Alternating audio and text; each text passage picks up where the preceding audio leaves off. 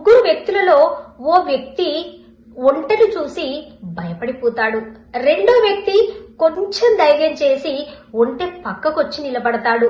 మూడో వ్యక్తి అదే ఒంటెను చూసి దాని మెడకు ఒక తాడు వేసి ఉచ్చు బిగిస్తాడు. ఈ లోకంలో మనకు పరిచయం అయ్యే ప్రతీదీ మనకు మచ్చికవుతూనే ఉంటుంది. ఒక వేటగాడు ఒక జంతువును వేటాడాలంటే ఆ జంతువు ఆహారపు అలవాట్లు, దాని అభిరుచులు, దాని నివాసము అన్ని క్షుణ్ణంగా తెలుసుకుని వేటాడతాడు.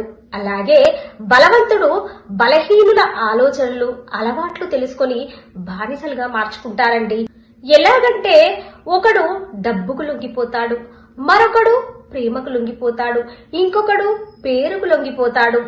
వీటిని ఎరవేసి మరి బలహీనుల జీవితాలకు బానిస సంఖ్యలు వేసి బానిసలుగా వాడుకుంటారండి. ఆ బానిస సంఖ్యల నుండి ఎవరైతే బయటపడాలనుకుంటారో వాళ్ళు ఎవరి ఎమోషన్స్ కి లొంగకండి. అప్పుడే మీ జీవితం మీ చేతుల్లో ఉంటుంది. ఏమంటారు?